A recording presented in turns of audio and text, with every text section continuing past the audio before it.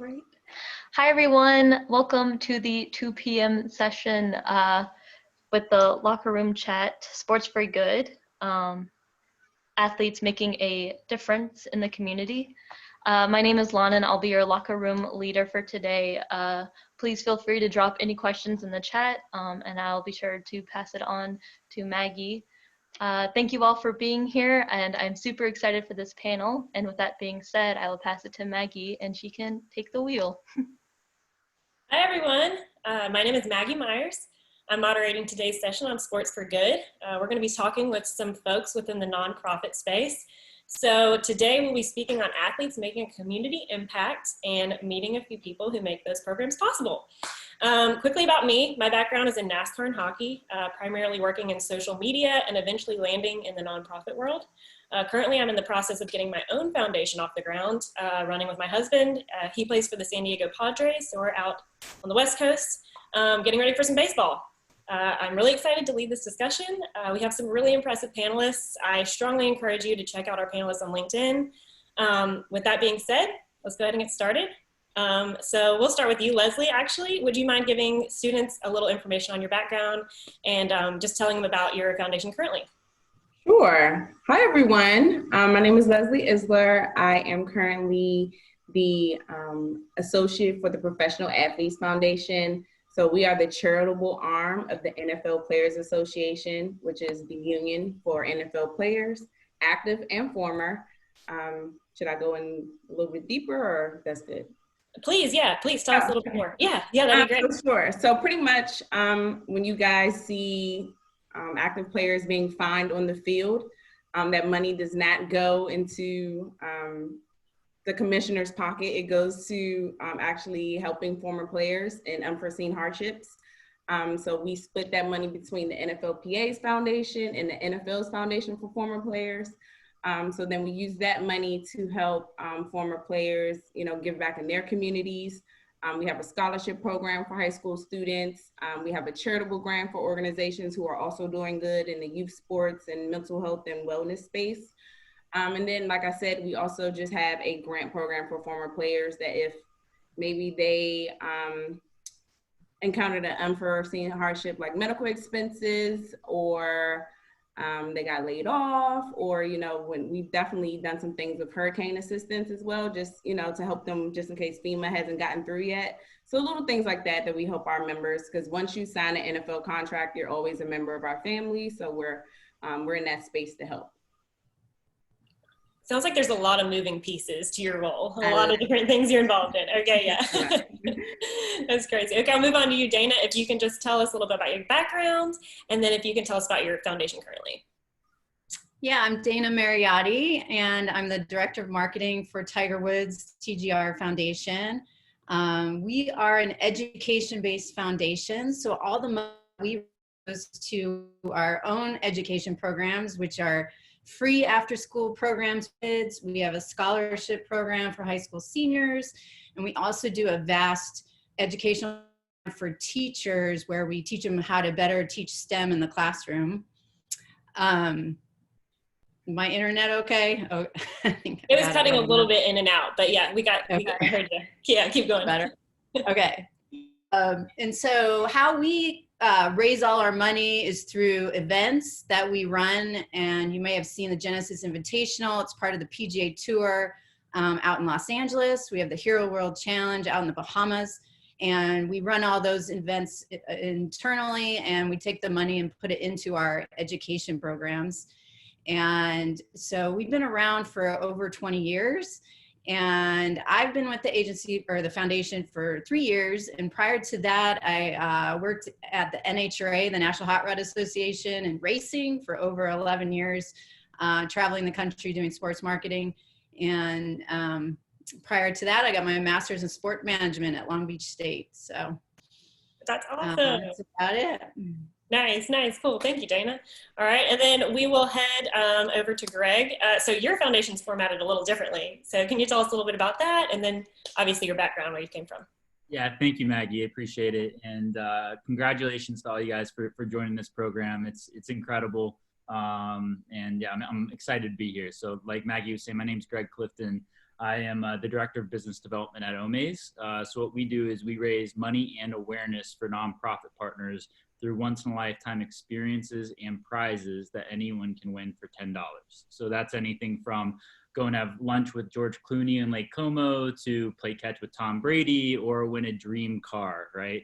And the key thing about our business is that instead of it going to the highest bidder, instead of it going to the wealthiest person or somebody that maybe is at a gala, it's actually something that is open to the entire world. So we're creating sweepstakes that raise money and awareness for nonprofit partners, and giving everyone the chance to really live out their dreams. What I tell people is our goal is to bring out the inner child in every single consumer when they see an experience on the Omaze platform. So we've been very fortunate to deliver over $130 million to nonprofit partners over the past several years. We've done over 1,000 different campaigns and worked with over 600 different nonprofits. So my day-to-day responsibilities is overseeing revenue and overseeing partnerships at our company, and building out incredible relationships with folks like different nonprofits like JJ Watt's Foundation or Rafa Nadal or Cristiano Ronaldo. So really some incredible partners, and we're very fortunate. And then previously I was at Wasserman working with brands and doing consulting, and then was at Fenway Sports Management working with the Boston Red Sox prior to that. Awesome. Great. Thank you. Eric, I see you on here. You just want to say hey? Hey, I'm Eric Shannock. I'm just here to help answer questions and be a resource. But my background in sports is really gone across the agency world. I've worked for multiple agencies on the client side as well, doing sponsorship advertising, and then I run a sports philanthropy organization where we work with athlete foundations and sport nonprofits to help increase revenue, work with their board of directors, get them set up, and then ultimately amplify the work that they're already doing so that they can raise more money and impact more people. Cool. Thank you. All right, now that we know everybody, let's get some questions started. I'll go back to you, Leslie. So what initially drew you to the nonprofit world? Were you drawn to it? How did you get tied into it all? So for the most part, well, it came from sports originally. I was a daddy's girl. That was the best way to be bonded. He didn't have any sons, so I put that burden on my back to, watch sports with him. And then I was like, oh wait, this is actually kind of cool. And then I went to Towson University in Baltimore, and I was involved in a lot of different nonprofit organizations. In the year I graduated, 2013, which seems like a lifetime ago, I won the Outstanding Community Service Award, and I just wanted to find a way to merge my two passions, and I started to do some Googling, and George Washington University has a sports philanthropy certificate that I would actually recommend. It was a good merge between ending college and going to grad school for those who aren't really sure if they're ready for that step. So so I've always been in a space where I wanted to help people and make a difference, but I always wanted to loop in, my personal passions as well. So sports philanthropy has definitely been, the best of both worlds. Awesome. Yeah, Dana, I'll ask you the same question. I think one of the biggest things for students is being done to school, figuring out what is my passion? What am I interested in? How were you able to figure out this was something that was your passion? Yeah, so I was an athlete my whole life, played soccer at Fullerton, and actually coached soccer there for a while, and I've always wanted to be working in sports. It took me a while to figure out exactly what in sports was my passion, and having a side of creativity and writing and drawing. I was a very visual person, and making videos. I knew that marketing was more of my passion. So I blended the two together and, started working in sports and stuck with the NHRA for a long time in social media and video and TV. We had our own television production crew that I worked with. And I knew that was kind of my passion. And how I transitioned to the nonprofit world was I was looking for the next step in my career after, traveling the country for 10 years and kind of getting burnt out on that. And I kind of just stumbled on the position of, director of marketing at the Tiger Woods Foundation. And I saw all the great work they were doing, and I had a passion for education. I always, had a good education, and growing up it was important. So when I saw the two, sports marketing and nonprofit space, it was like the perfect fit for me. And they were looking for someone with that deep understanding of social media, websites, video, and all that kind of stuff. So I brought a whole new set of skills to the foundation. And, it was a great fit for, I think, both sides.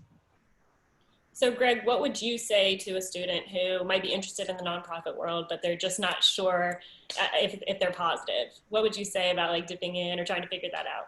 Yeah, it's a great question. It's a really great question. So, I mean, my path has been a little kind of all over the place, right? So, I mean, I started like many, I wanted to be a professional athlete, and I was like, you know what, that's not going to happen. So then I was like, okay, I'm really passionate about business. How can I kind of take everything in and learn as much as possible? So I was very fortunate to have some incredible internships and some incredible mentors. And during that, I really learned that I was passionate about consulting. I was passionate about bringing in revenue and building out partnerships. But I was also really passionate about community and really passionate about giving back. And what I realized throughout all of this is that the common thread there was that there's a truly a unique opportunity at Omaze when it became aware to me to help build out a business that could not only help one nonprofit, but obviously help hundreds of different nonprofits and provide them with the opportunity to really give back. So what my recommendation to anyone that wants to get into the nonprofit space would be that you don't necessarily right now need to know what you want to do. And actually, Lana and I were talking about this a little bit prior to this call, is that as long as you're passionate and that you want to give back, there's going to be a route to get into it. And the other thing is that, I mean, I was talking to some folks yesterday about this. It's very rewarding to just be a good person. So to all of the students out there that are looking to get into the sports industry, just building good relationships is so important, right? So it's one thing to network. It's another thing to truly care about the people and wanting to learn about them. And I think one thing in the nonprofit space is that a lot of these nonprofits, they have 5 people that are doing the work of probably, there should be 500 people. So everyone's looking for help. Everyone's looking for people that can come in, wear multiple different hats, and really just be good people. So long story short, what I would say is that if you're looking to get into the nonprofit space, keep your eyes open, build good relationships. And there's not just one route to go and work for a nonprofit. There's going to be a lot of different ways, and just try to take everything in and learn as much as possible to really help your future colleagues. Awesome. Yeah, the importance of internships, of getting that experience, of keeping those good relationships, being good to people. Those connections help you down the road, right? For yes, sure. They do. Yeah. So Dana, we got to talk the good, the bad, the ugly. So I want to know what your biggest success, biggest challenges in working in your foundation are. Okay, I think biggest success. I know what our challenges are. I'll start with the challenges. Okay, let's do that. Yeah. Which it's an interesting challenge because, people think you work for, a huge celebrity, somebody who's well known all over the world. It would be easy to raise money for your foundation. Mm-hmm. To be honest, in certain respects, it's easy. We put on events and, they sell a lot of tickets and we get money from that. But we also have to raise money online, through corporate partnerships and all these other places. And it isn't easy to have an online, you might see online campaigns, marketing campaigns all the time for other nonprofits. And it seems like they're raising money, but as a marketing person and as a person in the field, it really is challenging to get people to join you, want to see what you're doing, and join your cause and really support you over time. And develop that community of donors. And that's a big part of what we do, is try to develop this larger and larger community that supports us. And so we can do the things, we really want to do. So that is a challenge. Our biggest success, it's really that, well, there's 2 things. There's one I want to just preview to everybody. A lot of people aren't really aware of yet because it hasn't been built yet. But it's a little sneak peek, which I think will be interesting. So I think successfully, this foundation, it has stayed strong for over 20 years. you know, we've done so many successful things for kids and for our scholarship programs. So many graduates, over 200 have, you know, gone on to graduate from college and do these incredible things in their community. And that's what we like to see, is our students giving back after they graduate. So it's really rewarding to see these students go through college and then come back around as alumni and tell us what they're doing, and they're doing all these great things. So that's really, like, you know, you really get goosebumps when you see these kids come back and they're so thankful that, you know, they were able to be in your program. And the sneak peek, which is a really exciting thing that we're embarking on, and we're gonna break ground in about 6 months, is we are in the process of building a sports complex in Los Angeles. It's gonna be one of the biggest athletic and academic sports campuses, nonprofit sports campuses there is in Southern California, and really, you know, in many cities in the United States. And it's gonna have tennis courts, it's gonna have soccer fields, and the USTA is heavily involved. And obviously our foundation is gonna run the education programs, we're gonna have classrooms, and it's gonna be this really great area for kids to come, you know, in the LA area for free and do sports as well as do academic programs. And so we're really excited about that. And we're looking at like a 2022, they still have to build this giant place, but we have the grounds, we have all the permits, and we're about to break ground in a few months. That's awesome. You got your Southern California background too. Right. Yeah. And if you want to see, it's called the Kimmelman Campus, Carol Kimmelman Academic and Athletic Campus. And you can go to kimmelmancampus.com, and there's a website and it tells all about it. That's awesome. Students can take a sneak peek. That's awesome. All right, Leslie, same question for you. What are your challenges, and then what are those days that you're like, oh, this is why I do this. This is worthwhile. Ooh, how much time do we have? Okay. I know, right? Because there's definitely a lot of rewarding moments, but challenges, I think the overall challenge that NFL players, former and active, and honestly, I think a lot of athletes, period, when they're in the philanthropy space, I think a lot of people have this perception of, well, why isn't he or she using their money to, you know, to raise money for this? Why do I have to donate? Why do I have to volunteer? Why do I have to do these things?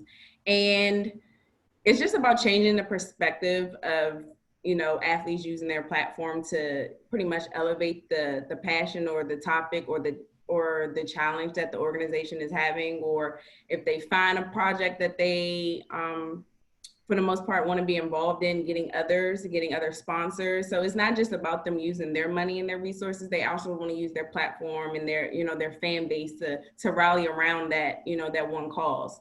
So I would say that is a big challenge that we have. But I mean, I don't always want to focus on the negative, because I think athletes, especially now more than ever, are using their platforms to elevate exactly what their passions are, what causes they're behind. And, you know, I think this is, you know, is only up from here. But as far as successes personally for our foundation, like I said earlier, we have our toes in a lot of different, you know, lanes, but our student scholarship that we have that allows former players to get out in their community, you know, to reach out to those students is great. Our charitable grant program is also another program that, you know, allows former players, when they have their own camps, when they have youth clinics, because it's not always about, you know, putting on football camps every summer too. A lot of our players, you know, they have mental health organizations, they have, you know, healthy eating initiatives, they have things of that nature. So, you know, just us trying to support, as the NFLPA, us trying to support and elevate each player's former and active platform as much as we can. I think that is one of the most rewarding parts of, you know, what we do. Definitely. All right, Gregg, you're up next. Here we go. Yeah, so I think it's a great question. And I think Leslie and Dana, your answers were incredible. From a challenge perspective, I think for our company, right, I mean, we're a startup, right? So we're still growing, we're moving really quickly. So I think it's one of those things where we're learning a lot as we go, and we're expanding globally. We just opened up a office in the UK. We're actually giving away a house in the UK, which is crazy, and raising money for a nonprofit that's based over there. So I think like what you like, I'm sure you guys have heard from many different startups or different founders or different employees that work at companies like this, is that you just are moving quick. So you have to always be learning. So that presents some challenges, but I personally love it because you really are kind of like I said before about the nonprofits, you're wearing a lot of different hats, you're taking a lot in, and you're learning really quickly.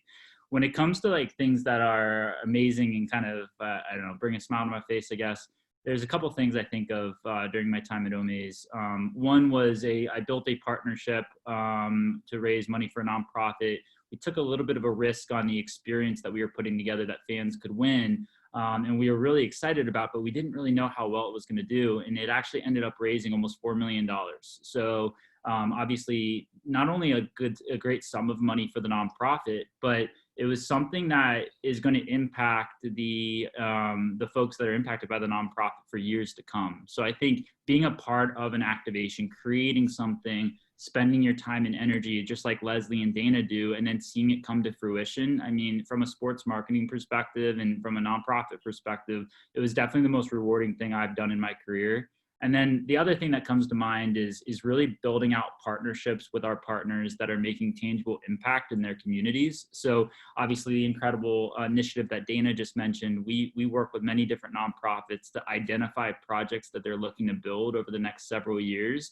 And then Omaze helps build them and raise the money through our Omaze campaigns. So we've partnered up with nonprofits to help build homeless shelters. We've partnered up to build solar water farms in Africa. And it's going to be a huge priority for Omaze moving forward, because we really want to help create and build tangible things in these communities to not only make an impact right now, but to have an impact over the next 5, 10, 15, 20 years.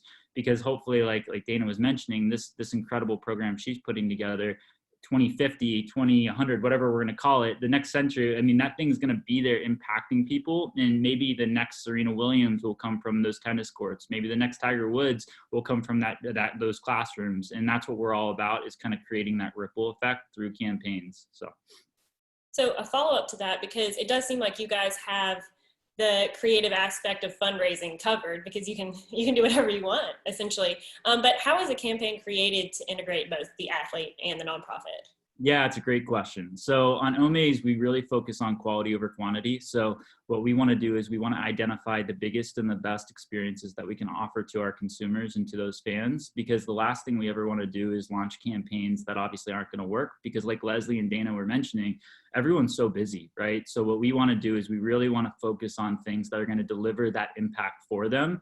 And a lot of the times, to be completely honest, I mean, we will upfront identify the experiences, identify how much we feel it can raise for the nonprofit, and we'll be very transparent, right? So long story short, the way that we'll work with partners is that we'll identify, obviously, the opportunity, the experience, we'll understand the time commitment, understand what they would have to obviously provide for this campaign to be successful. And then we run campaigns on Omaze anywhere from 8 to 12 weeks. And then the actual experience, which is actually an interesting thing, a part of Omaze, it actually can take place up to a year after the campaign. So right now on Omaze, obviously we're all dealing with a crazy situation with COVID.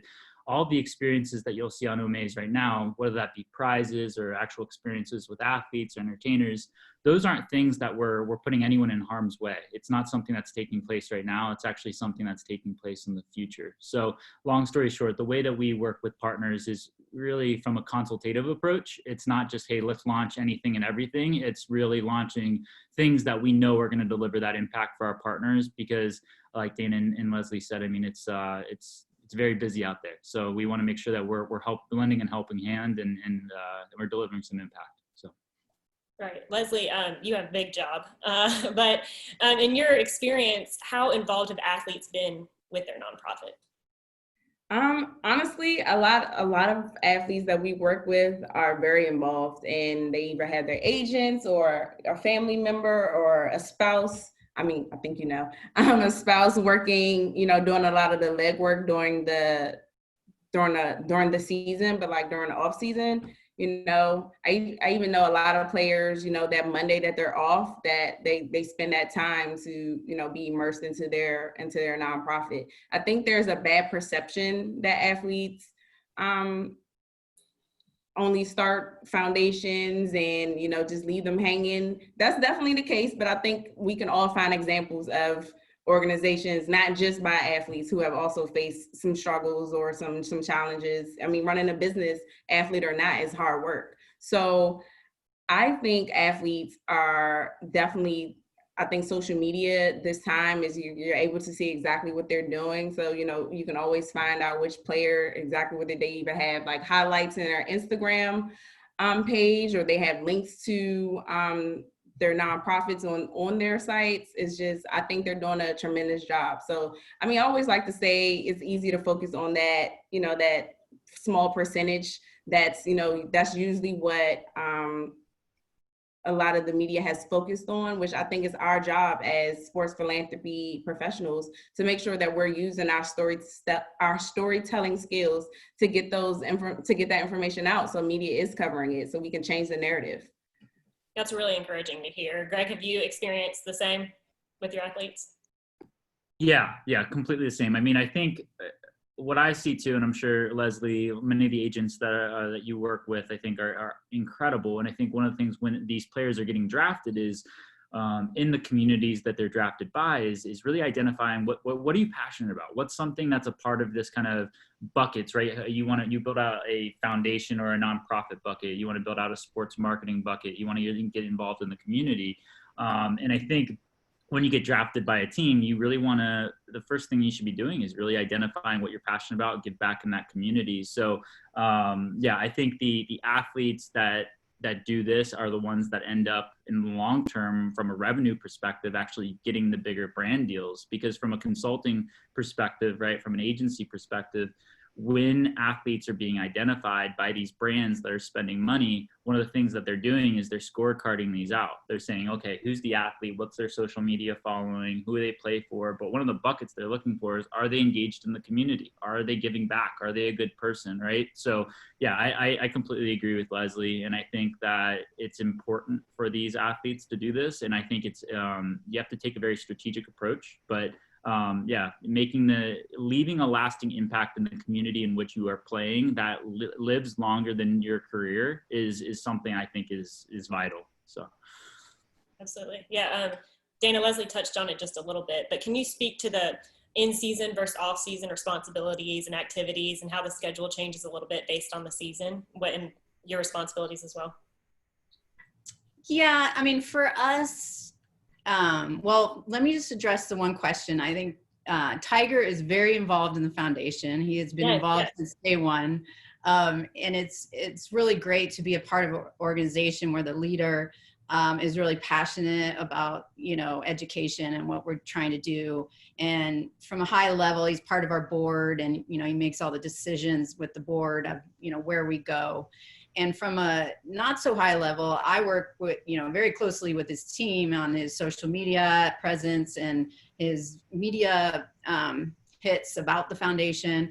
And we help, you know, with the messaging and all that kind of stuff. So it's a very close relationship about how the foundation is, you know, projected into the world, which is really nice, because you want a leader to be passionate about the foundation and really, you know, help you in the marketing goals that you're trying to do.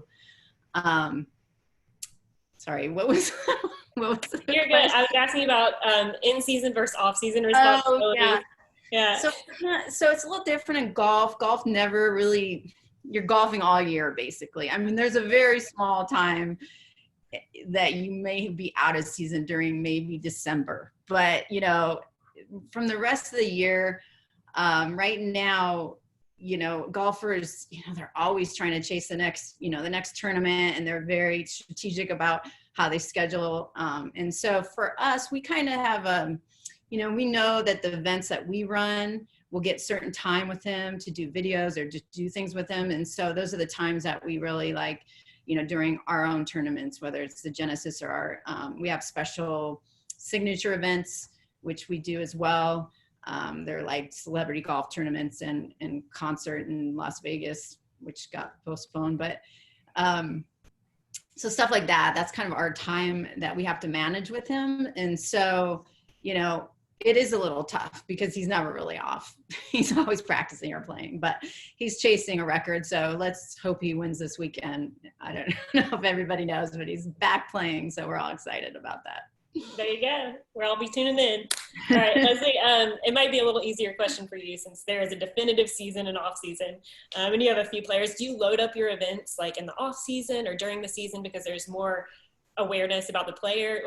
What's it like for you? So our organization, we have specific departments that work with former players. We have specific departments that work with active players. So for me personally, because I work for former players, there is no off season because, you know, former players it's something to do all year round. But I can speak a little bit about active players. After Super Bowl, that's when like our next event happens, and that's rep meeting in March, where we bring all alternatives and representatives from each team to come and make decisions about the next season. So that's in March. We also have then it's draft, where we're introducing the new members of our family once they get drafted. So we have our rookie debut event, and then we have our rookie premiere, where we bring, once they're actually drafted, we bring those, I think it's about 25 prominent, rookies to, do their signing and do their pictures and teach them about, about the business, about licensing, like what their power is as an athlete. And that's around, I want to say that's around like July-ish. I feel like it's always around my birthday. No, it's in May, sorry. And then June, July is our summertime. It's some of the down season. That's kind of when we debrief.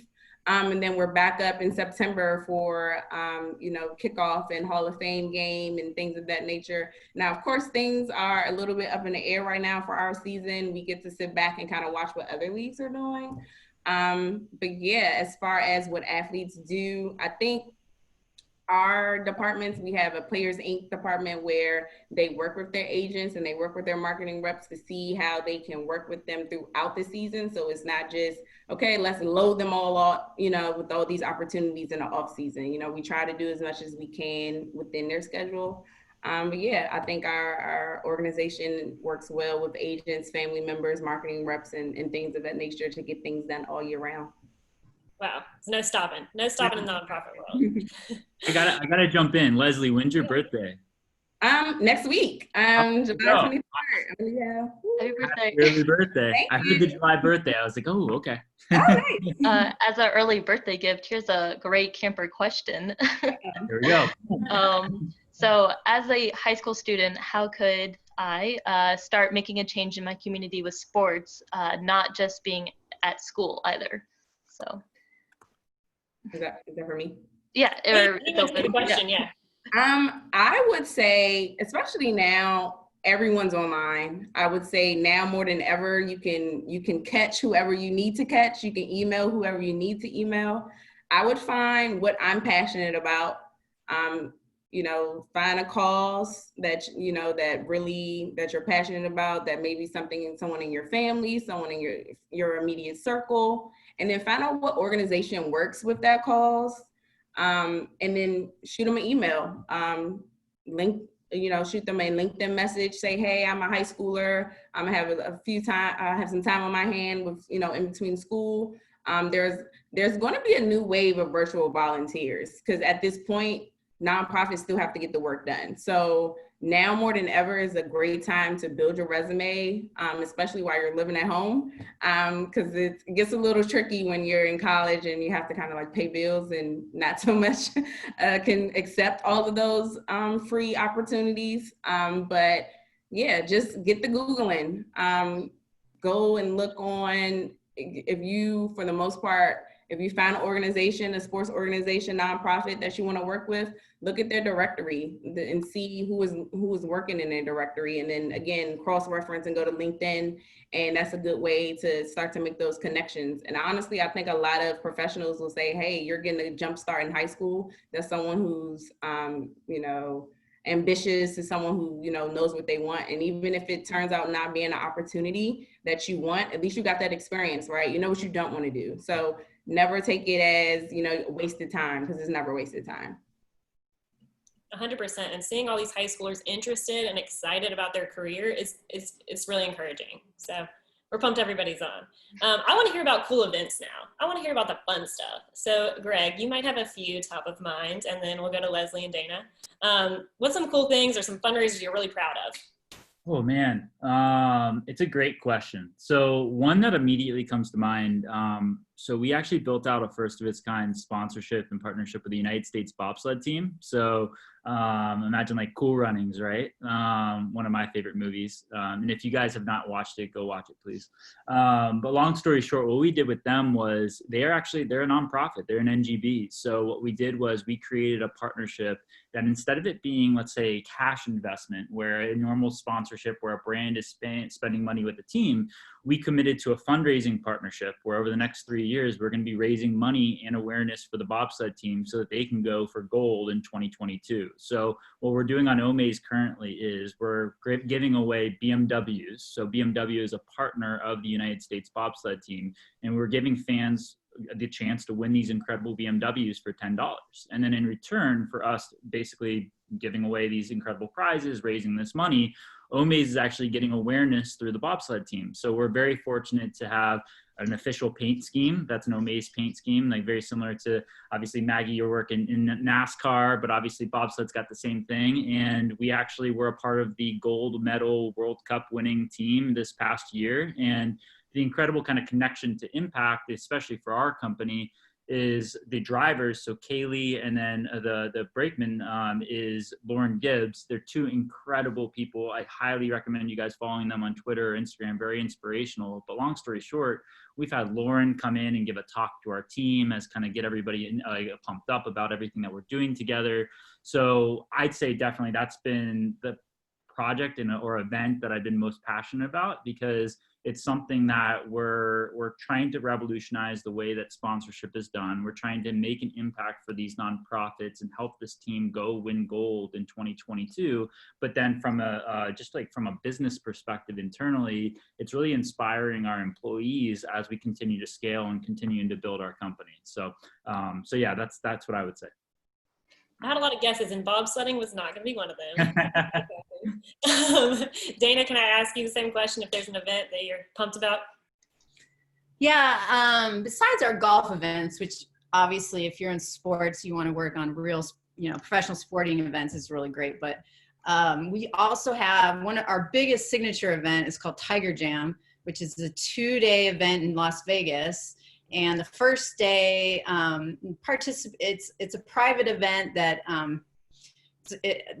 that donors will, you have to buy into to come to the event, but that's how we, make our money. But so it's 2 days of golf, and then Friday night there's a celebrity poker tournament. We've had all kinds of celebrities play in that, and that's at the MGM.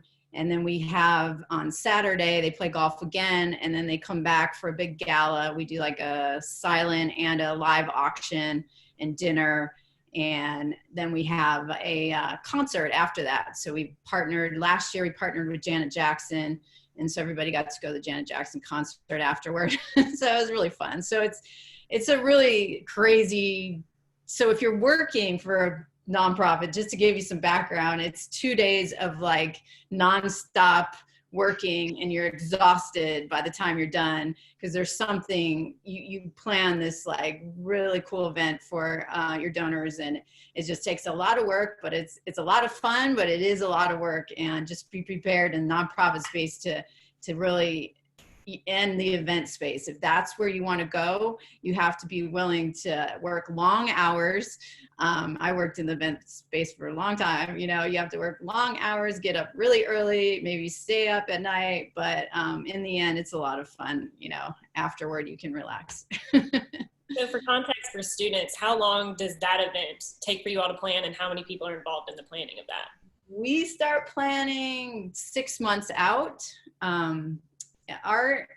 Our foundation, we have a team of about, 10 to 15 people that are specifically assigned to that event. And we have probably more that actually, I should say more, maybe like 20 to 25 that all go to the event and put it on.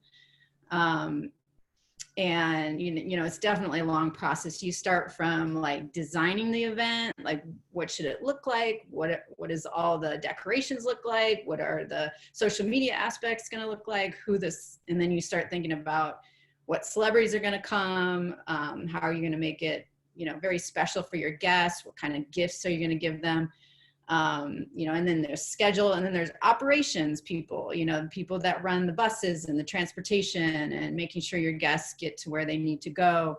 And so there's a lot of logistics, and then making sure that, you know, there's marketing and you fill up all the spaces. So you have a sold out event is very important as well, so that you can really raise the big dollars that you're looking to raise during an event like that. I'm tired thinking about it, but I'll see you guys next year. You just have to make sure that there's a Starbucks somewhere nearby your event when you're planning. Yeah, for sure. Leslie, do you have one that comes top of mind? So yes, that event would be during Super Bowl week. Our specific foundation, we start on Friday. We have a Painting with the Pros event where we go to a local high school in the Super Bowl city and we pair active and former players. The concept is like paint and sip, but it's high school students, so the sip is like Gatorade. But that's where the concept came from. So it's a good chance for players to step out of their box and, you know, use their creativity, and then they're pairing with students. That's always one of my favorite events. Then that Saturday before the big game, we have our Smocks and Jocks art auction and jazz brunch. Well, actually, it's not jazz anymore. It's just brunch. It's whatever. Last year, we didn't do jazz because it's more like a Latin theme because it was in Miami. So pretty much we take a lot of our players are artists. So we take artwork from former and active players and we auction it off to raise money. I would not have guessed that. You know, it's actually, it would be in its 15th year, 15th or 16th, one of those, I should know. But yes, so it's always a great time. And who doesn't love brunch? But it's definitely one of my favorite events to plan. And like Dana said, honestly, around this time, I would have already selected a location. I think I was going on my first round of site visits in March when things like shut down.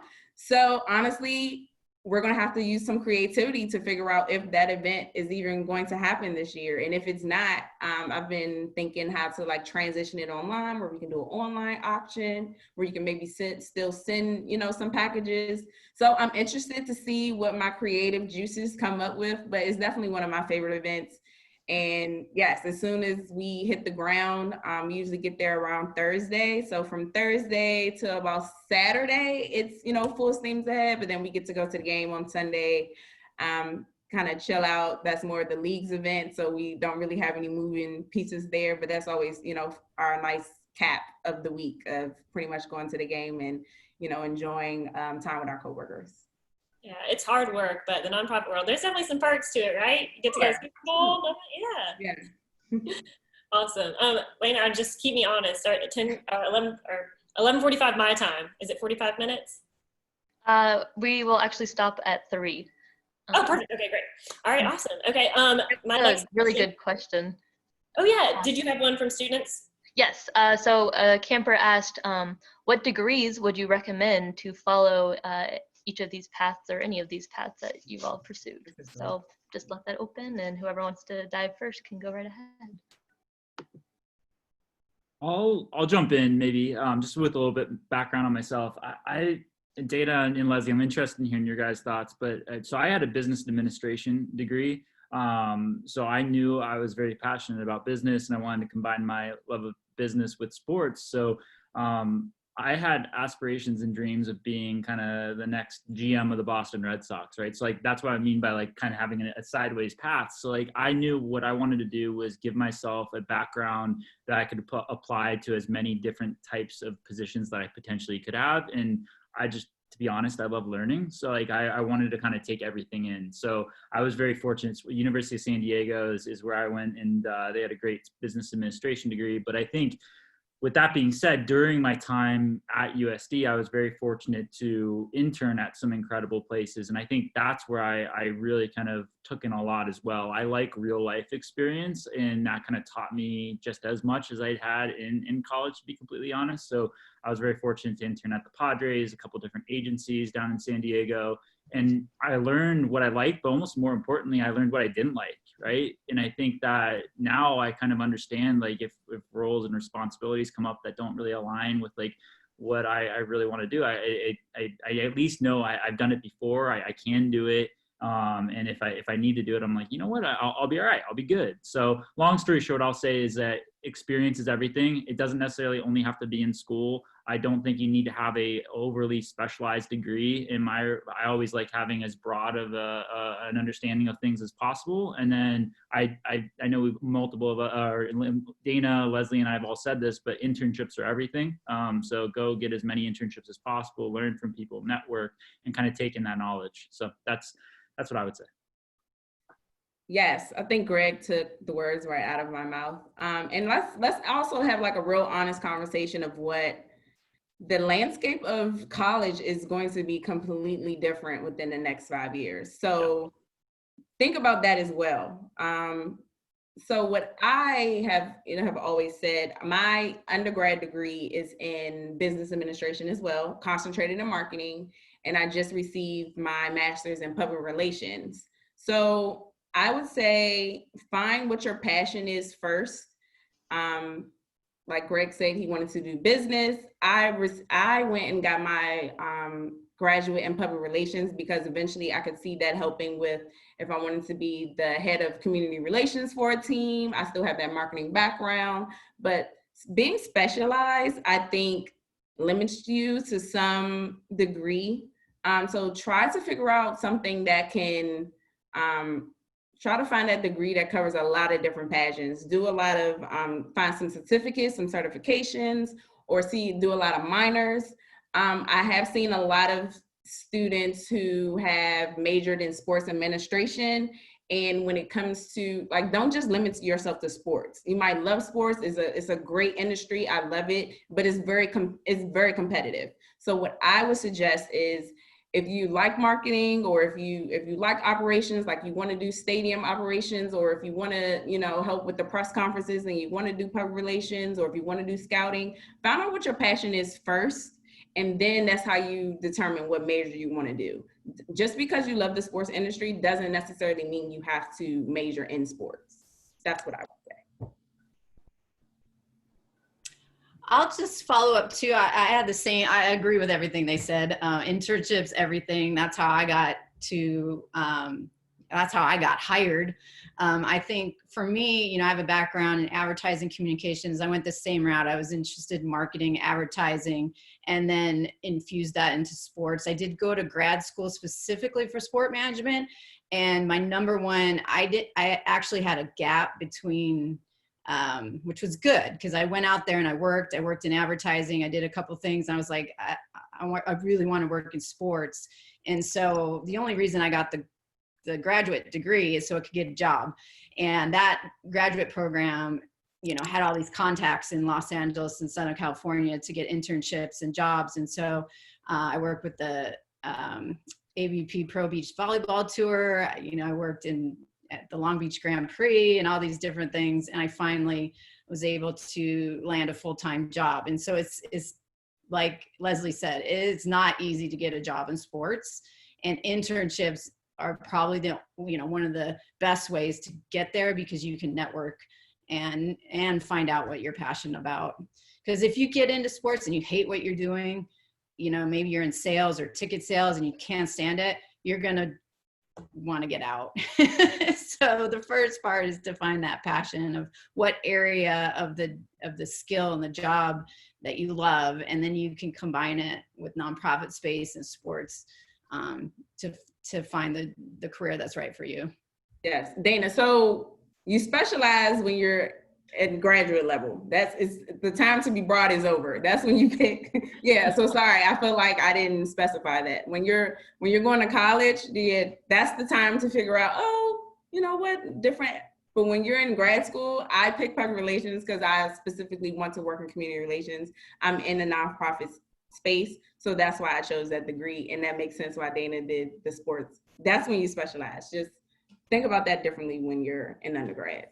Yeah, and I think Leslie and Dana, you guys both had incredible points. And I think with obviously COVID impacting sports and everything continuing to evolve, the one thing that all of you as students have incredible access to is the YouTube. I mean, going on YouTube and typing in something that you want to learn, like soft skills or hard skills, going and learning how to be a master in Excel, right? Things like that, or go really understand how to create a great pitch deck or a deck, like little things like that, that maybe you spend 30 minutes to an hour every single day during the summer, or maybe it's just a couple hours a week, and you just try to develop new skills by the resources that you potentially have at your disposal right now, which is, let's say, your computer or your phone or something along those lines, or reading books. It's so valuable just to continue to learn. And because right now COVID's impact on sports, I mean, it's going to be very interesting to see how everything evolves. But the one thing that will not change is that if you have those skills, if you have those things that you can apply to different types of positions, whether that be with nonprofits, with teams, leagues, or even like Leslie was saying, outside of sports, the one thing that stays consistent is really having those skills and the understanding of the things that you need to apply. So I think that's such powerful advice, because I remember vividly that moment of panic in high school, being like, what's my major? How do I figure out what I'm into or what I'm interested in? So just choosing something broad and getting that experience and figuring out what you do. And like Gregg said, what you do not like. So that's awesome. I had another question for you all regarding interviewing and qualities you're looking for in a candidate. So within the nonprofit world, when you guys are interviewing students or interns, what are some qualities that you think are really important for someone wanting to get into the nonprofit world, or what are things that you look for? I will give this question to Dana. Okay, so I've done a ton of interviews and hired a lot of people. And the best interviews for me are the people that come in prepared and research the company before they come in. So if they know what you're passionate about, what is the organization about? But if they come in, they're not very prepared, they don't even know why they're here.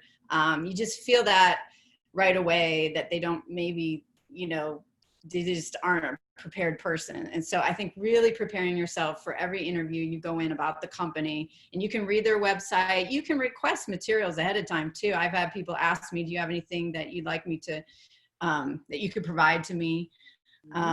Which I think is great. The more prepared you can come in, the better. The skills that are really important in nonprofit space, and I was gonna say this in the last question, but writing is so important because there's so many things that have to do with writing in our business, whether it's grant writing, social media writing, articles, collateral pieces. Like you have to be, I mean, not every position has to be a good writer, but it's a really great skill to have. You know, if you can take English classes, or you could even be a PR or journalism, or, you know, if you go in that realm, writing is so important to what we do. And being able to, and lastly, just confidence and just being able to present yourself well, and, you know, rehearse at home before you go in. Everyone's nervous, and take deep breaths, and just, you know, be confident about what you do, and think about some things that you have done that were successful that you can, you know, tell the person about yourself. That's great. Leslie, you have any tips for our students? I'm sure. Definitely come in with some questions already. The worst is when they ask, do you have any questions? And you're like, nope, I'm just here. Like, definitely with the research that you're doing, like Dana said, come up with some questions like, ooh, what are some events that you guys have that's coming up? What are some things you wish you can change about your position? What are some things you wish you could do in your position? What is some qualities that you look for? Like, you know, pretty much don't leave the interview without asking questions, because it makes it seem like you're not interested in the position. That would be one of my best tips.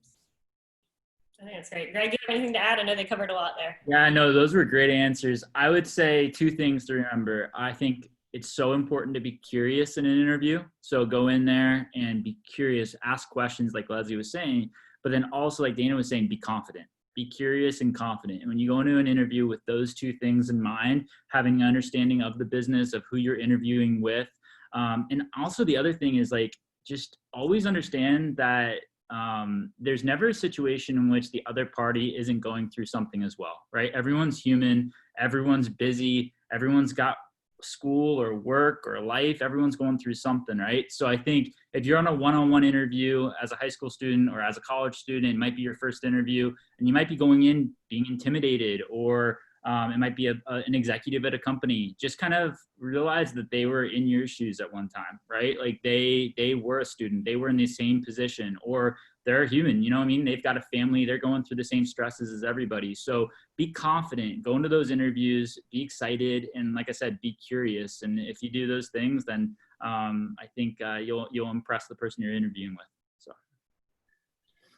So I'm going to open this question to the group, but what would you all say to someone right now who's passionate about sports but thinks based on their gender or race or socioeconomic background that they're not able to be in the shoes that you all are in today?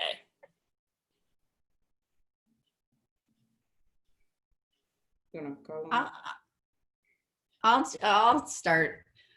We at our foundation, we really take, diversity is so important to the organization because we have a diverse population of students, and we really want to have a diverse staff so that we can have, everybody on the, different opinions from everywhere, from different backgrounds. It's so important.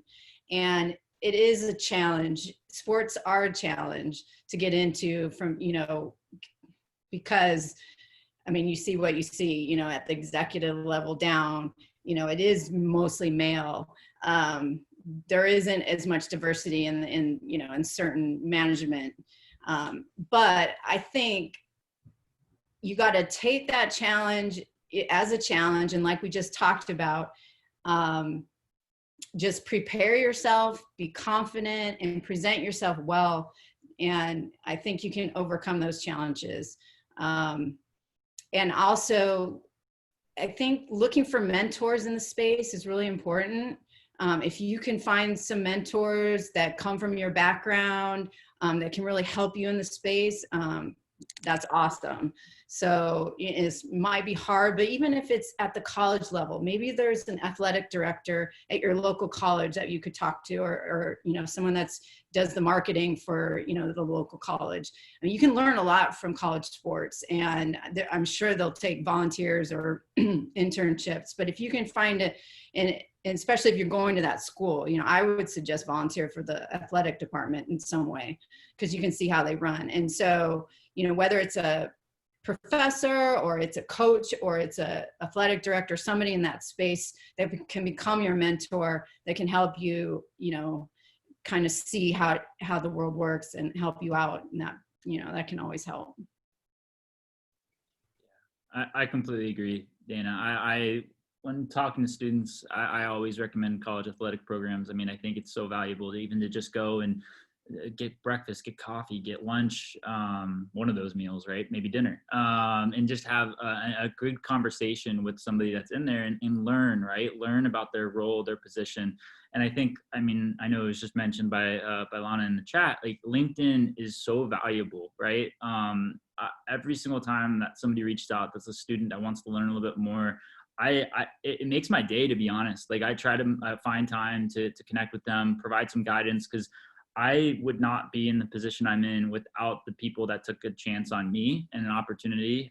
So I think for all the students, if you don't already have a LinkedIn, I would recommend creating it. And then I don't want to say gamify it, but just like try to, over the next couple of years, really develop your resume and volunteer, get involved, write for the newspaper, go do projects for the athletic program, develop that resume on LinkedIn where you can see as many logos as possible that are really quality opportunities. So whatever school you go to or whatever opportunities you can do, it's so valuable. So yeah, I completely agree with you, Dana. I think just finding opportunities where you can learn and give back, it's important. And I think athletic programs, I think it could be a great area for all of you guys as you guys kind of look into the next step. Yeah, so I see Jaslyn also asked about the diversity. How do you face diversity in your field of work? So For the NFLPA, it's very encouraging. We have a lot of women and, you know, people of color in a lot of the management and directors positions. So I come to work every day, and I also have to, you know, take my blinders off to realize this is not how the sports industry as a whole is not a reflection of the whole entire sports industry. On game days, I work for the Washington Capitals, and I am the only African-American woman in that department, in the public relations department. So for the most part, I take that as I'm always my professional self. Don't feel like you have to conform or you have to be a certain way, or you have to say certain things or talk certain ways, or, well, you do have to dress a certain way as professional. But for the most part, always be yourself.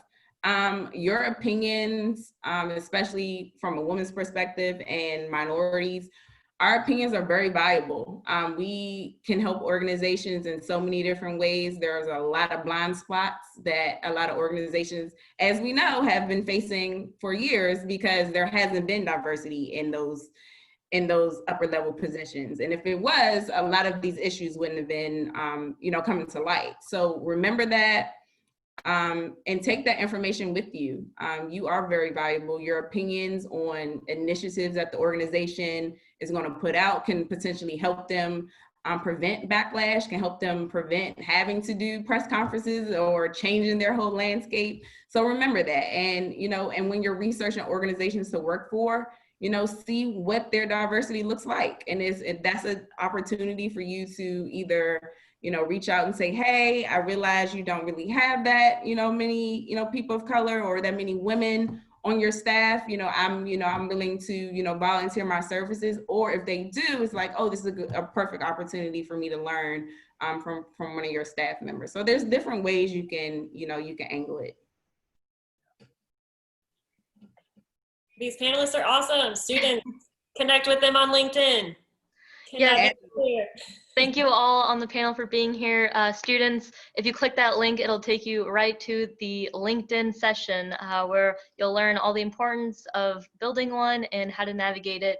So thank you all for being here, and I hope you all enjoyed. Have a great day, everyone. Thank you, Maggie. Great job. Great.